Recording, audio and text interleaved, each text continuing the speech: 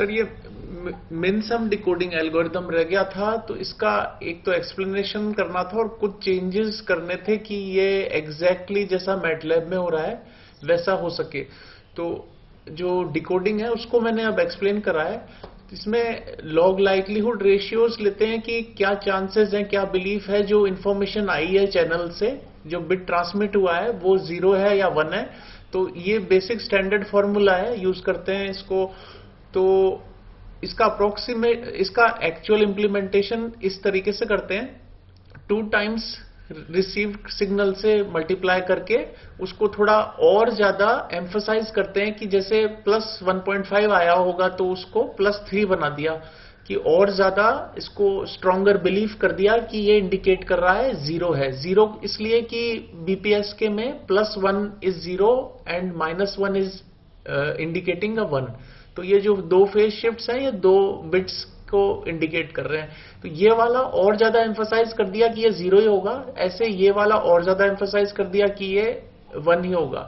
इस तरह से जो रिसीव्ड सिग्नल है चैनल से जो आया है, और उसको पहले तो और ज्यादा बिलीफ को कॉन्फिडेंट किया, और उसके बाद उसको एग्जिस्टिंग जो नॉइज पावर है उससे डिवाइड करके पहला जो इंफॉर्मेशन है उसको एलएलआर को इनिशियलाइज करते हैं। तो अभी जैसे मेरे पास जो कोड है उसमें N8 M जो बिट्स हैं कोड वर्ड के 8 रख के और पैरिटी बिट्स को M रख के इसको चलाया, तो जो एलएलआर जनरेट हो रहा है अगेन वो जो सॉफ्ट वैल्यूज हैं वो 32 बिट्स का होगा और फिक्स्ड पॉइंट नोटेशन में रिप्रेजेंट हो रहा है। तो ये जो पूरा 8 बिट का मैसेज है, each bit is having precision of 32 bits.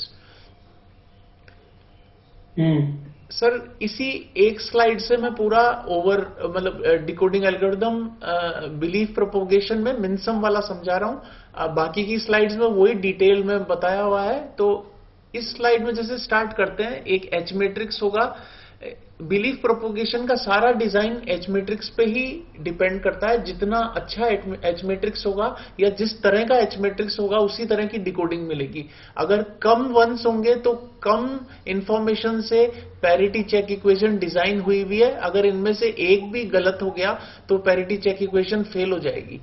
तो ये एच मैट्रिक्स मैंने बिल्कुल सिंपल वाला इसलिए रखा है जिससे एक्सप्लेनेशन थोड़ा सा इजी हो पाए। अदरवाइज बहुत सारे होंगे तो उसमें फिर वैल्यूज बहुत सारी पास होगी और उसका थोड़ा सा कॉम्प्लेक्स हो जाता। तो यहां जैसे 2 ही बिट्स अप्रिशिएट किए हैं पहली पैरिटी चेक इक्वेशन में, इन 2 बिट्स के सम से ये इक्वेशन 0 देनी चाहिए। ये ऑर्थोगोनैलिटी सेटिस्फाई होनी चाहिए हर पैरिटी चेक इक्वेशन की। तो ये एच मैट्रिक्स हमने चूज कर लिया। अब इस एच मैट्रिक्स से जी मैट्रिक्स बन जाता है और मैसेज उस जी मैट्रिक्स से मल्टीप्लाई करके कोडवर्ड बनता है। कोडवर्ड ट्रांसमिट होता है चैनल में, चैनल से रिसीव्ड सिग्नल ये मिल जाता है। अब ये जो 8 बिट का कोडवर्ड रिसीव हुआ तो इसमें कुछ एरर्स आए। वो एरर्स इसको डेसिमल वैल्यूज में इधर उधर ले जा रहे हैं। वो ये बनते हैं नॉइज से। तो नॉइज मॉडल बना के इसमें या तो लगा दें या फिर डायरेक्ट ट्रांसमिट करके रिसीव करें, और जो रिसीव्ड वैल्यूज है उसको थ्रेशोल्ड से लेके एक एस्टिमेट लें कि ये इतना अमाउंट ऑफ वोल्टेज मिला है। तो अभी सिर्फ सिमुलेशन में ये रिसीव हुआ।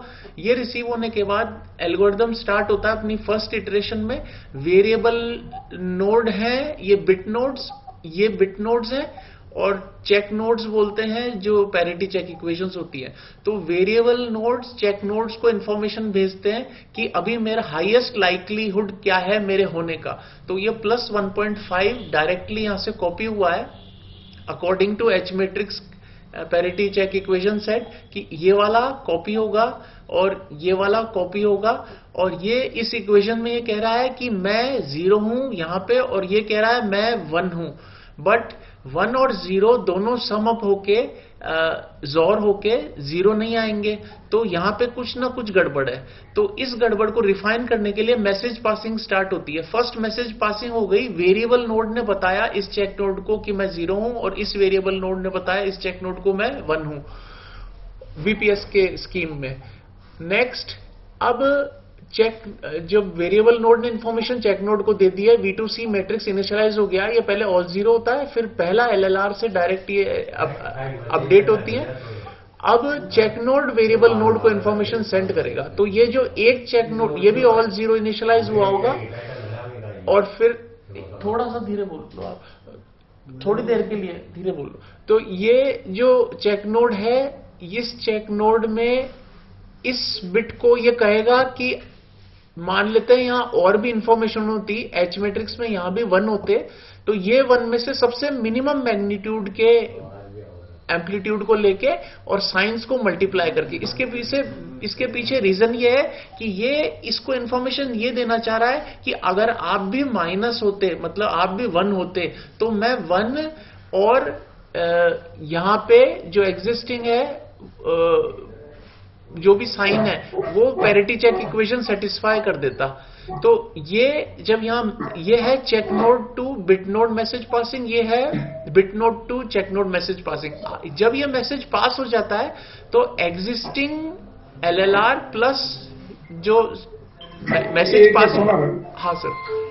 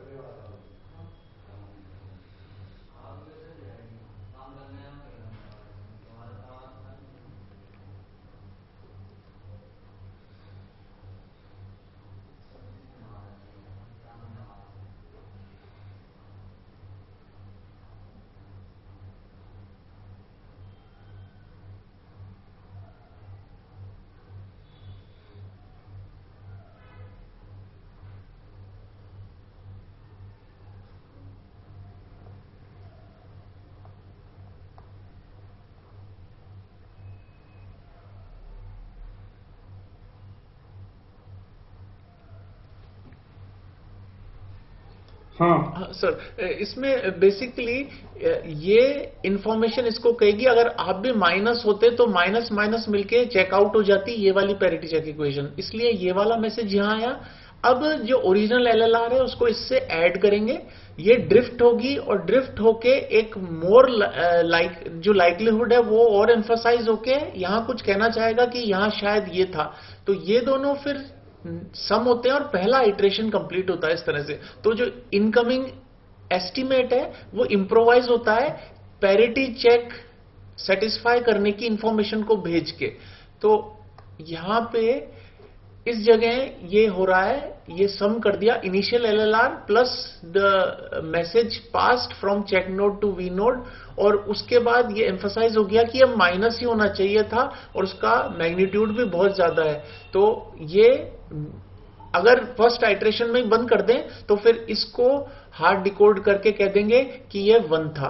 तो इस तरह से ये डिकोडिंग प्रोसेस चलेगा और बार बार ये अगर इटरेशन चलाएंगे तो बार बार मैसेज पास होंगे। हर चेक इक्वेशन बिट नोड्स को अपडेट करेगी और इस रेगुलर अपडेशन से ये जो नंबर्स हैं ये चेंज होते जाएंगे, 5, 6, 7 इटरेशन जितना भी चाहेंगे, और बेस्ट जो एस्टिमेट है वो रह जाएगा। और एंड में फिर वो जो बेस्ट एस्टिमेट है उसको डिकोड कर उसको एज अ हार्ड डिकोड करके मान लेते हैं, एक बीपीएसके से वापस नॉर्मल में करके अनमॉड्यूलेट करके वो एस्टिमेट कर देते हैं कि ये बिट रहा होगा। जैसे एक एग्जाम्पल मैंने ये वाला ओवरव्यू दिया कि ये मैसेज था, ये कोड वर्ड बना, ये बीपीएस के मॉड्यूलेशन हुआ, ये चैनल से नॉइज आई, नॉइज आने के बाद अभी एट प्रेजेंट डायरेक्टली उसको एलएलआर बना दिया, जबकि एलएलआर का ये पेंडिंग वर्क ये कि इसमें एक डिवीजन का भी फंक्शन इंप्लीमेंट करना है जिससे जो स्टैंडर्ड फॉर्मूला है उससे एलएलआर बने।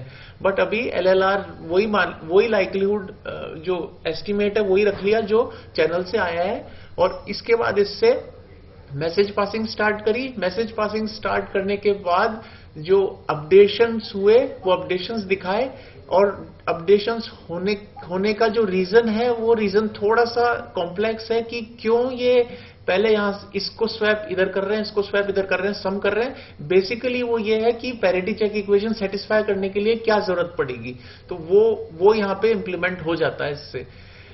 देन इनके सम्स से नए जो एलएलआर्स बनते हैं वो ज्यादा बेटर एस्टिमेट हो जाते हैं क्योंकि पैरिटी चेक इक्वेशन उनसे सेटिस्फाई हो पा रही है। फिर इनको हार्ड डिकोड करके बता देते हैं कि ये भेजा होगा, तो 0100 डिकोड हो गया और इनिशियली भी 0100 भेजा था। तो इसमें बहुत ही माइन्यूट चेंज आया है क्योंकि इंफॉर्मेशन सर्कुलेशन बहुत मिनिमल रखा है, क्योंकि मिनिमल नंबर ऑफ वंस है इस पैरिटी चेक मैट्रिक्स में, तो बहुत ही कम चेंजेस आए। तो जैसे स्टार्टिंग में एलएलआर था, ये बिलीफ ये था कि ये मेरा रिसीव्ड मैसेज है, और मैसेज पासिंग के बाद बिलीफ ये बना सिस्टमेटिकली पहले 4 बिट्स ये हैं, सिस्टमेटिकली पहले 4 बिट्स बेटर एस्टिमेट ये हुए, और इनको हार्ड डिकोड करके इसको 1 बोला, इसको 0 बोला, इसको 1 बोला, और ये 0 0। तो इस तरह से सर ये मिनसम की डिकोडिंग होती है। मिनिमम सम यहां पे ये है कि जब चेक नोड मैसेज भेजता है तो मल्टीपल मैसेजेस हो सकते हैं, यही नहीं यहां भी हो सकते थे अगर एच मैट्रिक्स में यहां 1 होता तो इसमें से मिनिमम जो डेविएशन आ रहा है उसका एम्पलीट्यूड लेके और इनके साइंस को मल्टीप्लाई करके वो यहां भेजा जाता है। इसीलिए इसको मिनसम एल्गोरिदम कहते हैं कि जो मिनिमम डेविएशन इधर सजेस्ट किया जा रहा है कि नहीं ये होना चाहिए था, वो यहां भेज के पैरिटी चेक इक्वेशन को सेटिस्फाई मान के और इससे पुराने एलएलआर को ऐड करके नया एस्टिमेट बनाया जाता है। तो मिनसम एल्गोरिदम का बेसिक्स तो ये है, और जो इसमें सिंप्लीफिकेशन की गई है वो ये है कि फ्लोटिंग पॉइंट नंबर ना यूज करके मैसेज पासिंग एल्गोरिदम में फिक्स्ड पॉइंट रिप्रेजेंटेशन यूज किया है। तो थोड़े बहुत डेसिमल जो सॉफ्ट वैल्यूज हैं वो थोड़े बहुत कॉम्प्रोमाइज हो जाते हैं। तो वो मैंने पिछले वाले टाइम में एक एग्जांपल से दिखाया था कि फंडामेंटल प्रॉब्लम जो डिजिटल इलेक्ट्रॉनिक्स की है, 0.1 को अगर आप बाइनरी में करोगे, बाइनरी से वापस लाओगे तो उसमें एक एरर रहता है। बाइनरी नंबर्स भी कैलकुलस की तरह परफेक्ट मैथ्स नहीं है। तो ये वो एग्जांपल था। तो एरर बहुत छोटा होता है, इसलिए ये fixed point is a good approximation. और वेरिलॉग डिजाइन ही नहीं है फ्लोटिंग पॉइंट नंबर्स को हैंडल करने के लिए, इसलिए स्पेशल फंक्शंस या दूसरे जो मेथड्स हैं वो यूज करने पड़ेंगे। इन जो पहले उसके लिए अलग से ही सॉफ्टवेयर आते हैं, तो वो यूज करने होंगे। तो वो अलग 3 चीजें थी, वो बहुत पहले देखी थी, उसको छोड़ दिया। इसी में अब ये करना है, आगे का ये काम है कि मैंने जब इसको चलाया तो इसमें 100 नैनो सेकंड्स में आ रहा है रिजल्ट। मैं इसको चाह रहा हूं कि ये थोड़ा